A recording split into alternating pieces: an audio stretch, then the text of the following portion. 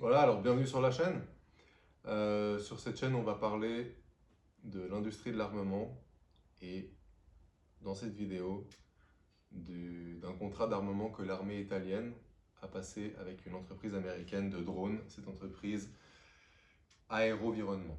Donc on fera d'autres vidéos plus tard sur cette entreprise pour expliquer un peu plus en détail ce qu'elle fait.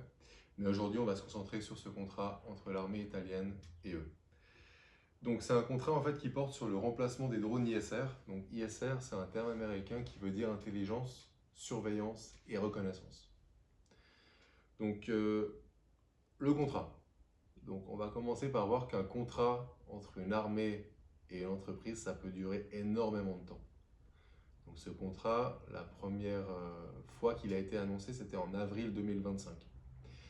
Avril 2025, le département de l'armée italienne a passé ce contrat. Ils ont dit, ok, on va commander. Et une année plus tard, plus d'une année plus tard, en juillet 2026, eh bien, l'armée italienne a officiellement intégré ces drones dans l'armée italienne. Donc ils leur ont donné une immatriculation et ils ont fait tout le travail administratif pour intégrer ce nouveau système de drones dans l'armée italienne. Donc ça prend plus d'une année. Ils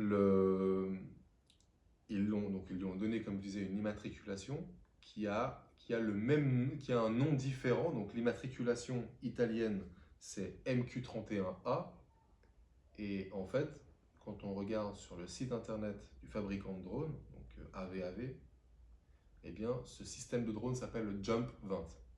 Mais c'est la même chose, c'est juste que l'Italie l'a immatriculé de cette manière, mais on parle bien du même drone. Donc c'est un drone, comme je disais avant, ISR, pour faire de la surveillance, la collecte d'informations, du ciblage de cibles.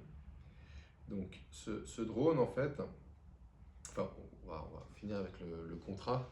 Donc le contrat, c'est un contrat qui est sur 5 ans. Et donc pendant ces 5 années, Aéroenvironnement va fournir les drones, former les soldats italiens et fournir tout le support nécessaire à ces drones. C'est un contrat qui porte sur une durée de 5 ans. Ensuite, donc, le drone en lui-même, je vais vous mettre à l'écran des photos de l'ancien drone et du nouveau drone. Vous pourrez voir aussi que l'ancien drone, il était aussi fourni par une société américaine qui s'appelait Textron.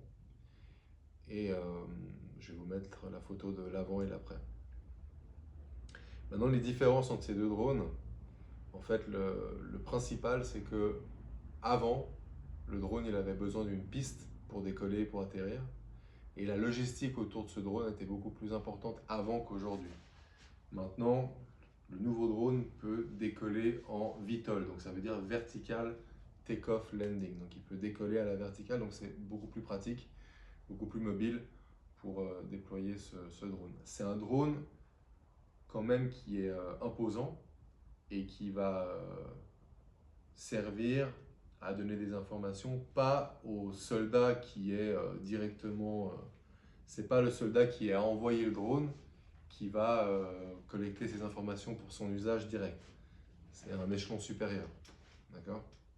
On verra dans une autre vidéo un autre type de drone qui est directement lancé par le soldat. Donc maintenant, le drone, voilà, il peut voler à une altitude de 5000 mètres, 17 000 pieds à peu près. Il a une autonomie de 13 heures de temps et il peut aller jusqu'à 185 km de distance. Donc on peut imaginer maintenant les missions que ce drone peut faire.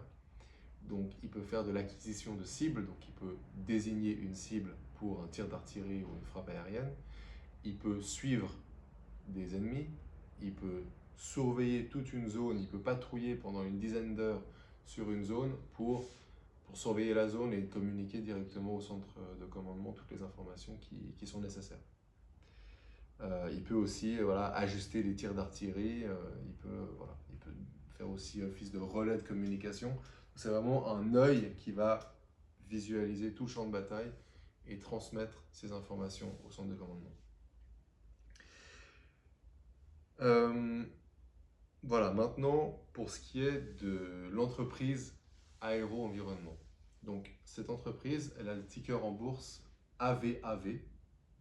Et en fait, là, j'aimerais vous expliquer les influences de ce contrat sur une telle entreprise. Donc, le contrat, il fait 46,6 millions de dollars. L'entreprise, elle fait un chiffre d'affaires annuel d'à peu près 2 milliards de dollars. Donc en fait, là, vous allez voir, je vais vous mettre deux photos. Je vais vous mettre une image où vous allez voir le graphique, le cours de bourse de AVAV. Et vous allez voir deux traits. Le premier trait, c'est la première annonce d'avril 2025. Et le deuxième trait, c'est juillet 2026. Et vous allez voir que le cours de bourse, en fait, n'a que très peu réagi sur ces annonces parce que c'est une goutte d'eau dans leur chiffre d'affaires total, vu qu'ils font, comme je disais, presque 2 milliards de chiffre d'affaires. C'est une très grosse entreprise qui est valorisée à peu près 7,5 milliards de dollars. C'est la market capitalisation aujourd'hui en juillet 2026. Même si ce n'est pas un contrat très, très important en termes de chiffre d'affaires pour AVAV, ça ouvre quand même les portes pour qu'ils puissent fournir des armées européennes avec ce système de drone. On sait qu'en Europe, il y a l'OTAN qui est déjà équipé, certains pays dont le Danemark, la Lituanie, la République tchèque sont déjà équipés avec ce système de drone. Et donc, aujourd'hui, l'Italie va pouvoir interagir avec ses armées au sein de l'OTAN et avoir une bonne coordination avec les autres armées. Voilà. C'était pour le premier contrat. Donc, toutes ces informations, je les ai trouvées sur le site de AVAV. J'espère que ça vous a plu. Et puis, je ferai bientôt une autre vidéo sur cette fois l'armée allemande qui a aussi passé contrat avec AVAV. Allez, à bientôt!